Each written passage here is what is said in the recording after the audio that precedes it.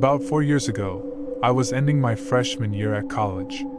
I had lived in the dorms with an awesome roommate and pretty much had a great experience altogether. Towards the end of my last semester, something seemed different in my hall of the dorms. We were all still our lively selves, but just walking into the dorms would give you this massive feeling of dread. We all wrote it off as the stress of finals approaching, but it just felt off. Well, one night after studying, I decide to hit the shower so I can just wake up and make my way to class in a few hours. Before I keep going, I should go ahead and set the layout of our hall and the bathroom. Our hall was one of many halls on a single floor. Each hall had 4 rooms that accommodated 2 people each, or a single room for the resident assistants. The entrance to the halls were massive steel doors with a small window located at one end, and across from it was the bathroom. It seriously felt like a prison block rather than a living quarter for college students. As for the bathroom itself, when you walked in, you were immediately met with 2 sets of sinks, 2 sinks aside, on your left and right, with massive mirrors facing each other, and creating that infinite loop of mirrors. Then past that you had your 2 urinals and a toilet stall on your left, and 2 showers on your right. When facing the left set of sinks, you can clearly see into the showers from the mirror, if the door is open. And in the right set of sinks you can see the reflection of the shower.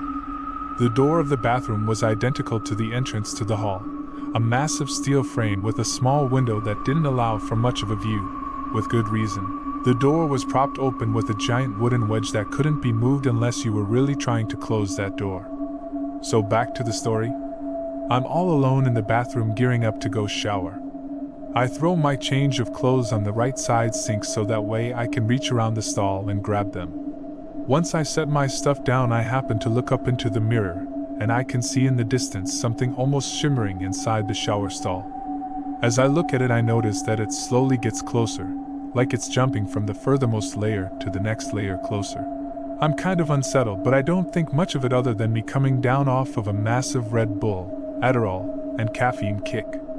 But it starts transitioning faster. As it gets closer, I can start making out details, but nothing vivid or striking. It's just a dark mass that looks like it's covered in hair. At this point, I'm freaking out hardcore since this thing is getting closer in the mirror, and I'm pretty much frozen to this one spot. As it gets to the 4th layer, I get the closest look at this thing I'll ever get, and I regret every minute of it. It wasn't hair, but some kind of long flowing veil. You could see through it partially, but from the torso down it was just solid black. And the face, I can't describe it. It was clearly human, but at the same time it was so far removed. There were eyes, they were black but definitely glowing somehow. I only saw this for maybe a second at the most, but it's burned into my mind forever. Then the lights cut out and I hear the door slam. It's pitch black in the bathroom, so I can't see this thing anymore. I go to open the door, but it won't budge, and then this intense smell of blood hits me out of nowhere, and that's all I remember. I woke up later in the hospital. From what my resident assistant claims, he was on his way to go use the bathroom sometime after this happened, where he found me in the shower stall, my shirt covered in blood from a massive nosebleed. He tried asking me what happened, and according to him, all I could respond with was, "It saw me," and I start freaking out. So he calls an ambulance, and they get me to the hospital. All the while I'm apparently freaking out, so they sedate me to get me to calm down. I'm coming to around the time my parents show up, worried sick of course. I asked them what happened, and according to the doctors they believe I had a seizure. However, they ran scans soon after I was cooperative enough to do so, and found no sign of any seizure occurring, not to mention epilepsy doesn't run in my family at all, and having taken Adderall countless times in the past, and since then, I've never had a similar side effect, either hallucinations or potential seizures. To this day I still can't bring myself to look into a mirror for more than a minute, and just being stuck in a room with one for an extended period will just cause me to break down. I've been to therapy going on 3 years because of this, and I've talked to countless religious leaders, who besides giving me the general, "Well, you should turn to God in times like these," don't recognize that kind of pattern as anything demonic or evil. And the strangest thing is that before that incident there were no actual claims of activity in those dorms, and since I left there hasn't been any either. It was just that one isolated incident.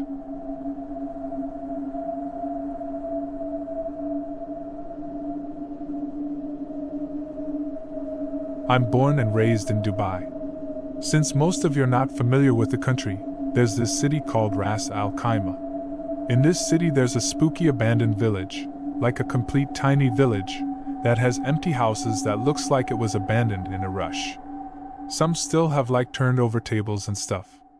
None of these houses have any doors or windows, so there's these structures which you can look inside, and even the insides have been swallowed by the desert. This happened at least 10 years ago. This abandoned village is kinda famous now. A lot of people visit it just for horror. But back then, nobody really knew about this place. We came to know about it because of our local friends. So one night, 12 of us in 3 cars decided to go check this out. Of course we decided to do it at night, and we reached the place around 2 a.m. At one point, we decided to stop and get out for a smoke. So while smoking, one of us finds an app called Ghost Hunter. It's a legit iPhone app. The atmosphere is creepy enough, but honestly, it's just an empty desert space with structures. So one of us downloads that app and starts checking it out. The app has this big radar screen, like you see in movies that ships use. A big radar screen with the line moving in circle as if it's searching. So if it finds a ghost, it will come up as a red dot. While using the app, it showed a red dot in one corner of the screen. Just for jokes, we decided to check out the area where the red dot was, and we were just fooling around, going towards the red dot. Mind you, it's around 2 a.m., our cars are behind a few houses now, and earlier, we had our cars for light, but now, it's just camera torches and it's pitch black. Very faint moonlight.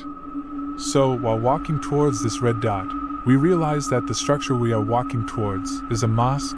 I'm not gonna lie, this freaked the F out of us. Like genuine shivers down the spine. As always, every group has the guy that doesn't fear a single thing, with something to prove, and ours did too. So, 3 of us decide to walk into the mosque. I didn't. I stayed back with the others and lit a few cigs. We can see the guys walking towards the mosque, and after maybe 100 meters all we can see is their phone torches moving towards the mosque. And like 2 to 3 minutes later they were in, so no light. Literally, after like less than 5 minutes, we see the phone torch light moving at us frantically, and it looks as if someone's running with the phone light in hand. It's Jay. Jay's like 5 feet 8 inches and 100 kilograms. But that time, he was bolting. I have known this guy my whole life. I never saw him move that fast, ever. He completely runs past us, doesn't even stop for a second, and all of us are thinking, he's just effing with us. And we see the other 2 guys coming after him as well. We asked them what happened, and they said, we have no clue, but he just screamed and ran out of there. We were like, he must have got scared or he's just effing with us. Let's go find him. We went towards the car and realized that Jay's left with the car. This freaked us out, and more than freaked, we were pissed. Like, why the hell's this guy taking it this far? Everyone crammed into the 2 cars, and like 3 to 4 kilometers down the road, he's pulled to the side of the road and his driver's side door is open, and he's sitting with his legs outside the car. We got up to him and noticed that he has puked, and is completely soaked in sweat. We asked him what happened, and he said, he feels really sick, like high fever and shivering. We asked him what happened, and he told us, when he was inside the mosque, they walked in a little bit, and then he started hearing a voice in his head, whispering, kill them all, kill them. It started slowly at first, and then started screaming in his head, kill them all, kill them. That's when he ran, and got out of there as if his life depended on it.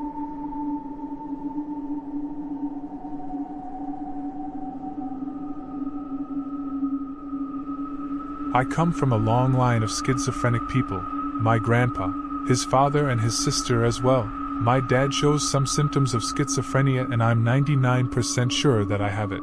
Since I see things and hear voices, it's hard to explain, but I see human-shaped figures in the dark, and when I try to change my point of view by moving or shifting my eyes a little bit, they gradually fade into the environment. It isn't scary at all, and I can easily tell that it isn't real. So here's how my story goes. I had a midnight craving, so I decided to go downstairs and see what's in the fridge. As I was descending the staircase, I heard the alarm clock going off in my grandma's room. My grandparents live in separate rooms during the day since they can watch different shows on the TV and use the bathroom without waiting for the other person to finish. They sleep together in the room upstairs on the other side of the house. I figured I'd turn it off and proceeded into Grandma's room. It was one of those made-in-China digital clocks that looked really retro-futuristic but was made of cheap plastic. I couldn't find the alarms off button, so I took out the battery, locked Grandma's room and proceeded to turn off the living room's light. Before my hand could reach the switchboard, I felt this sudden chill throughout my body. Even though this happened in summer, all of a sudden it was so cold that I was shivering. I ignored the temperature and turned off the lights. As I passed Granny's room's door, I heard the door getting unlocked.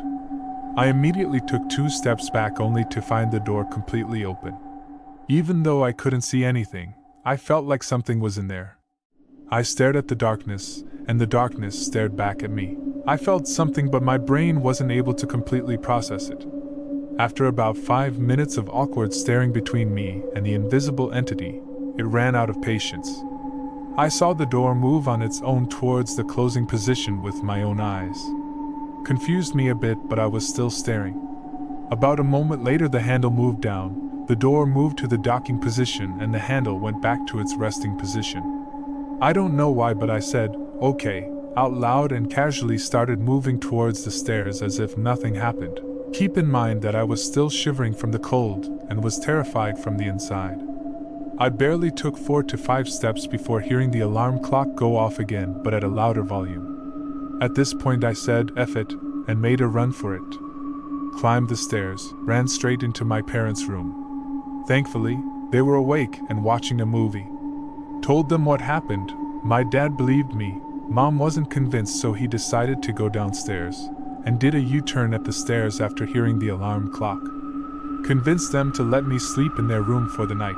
I watched a movie with them, one night in Miami, I think, and fell asleep. My mom didn't find any batteries in the alarm clock in the morning. Oh, forgot to mention that 3 family members, Nana, Nanny and Grandpa's sister, passed away 1 to 3 months before the incident.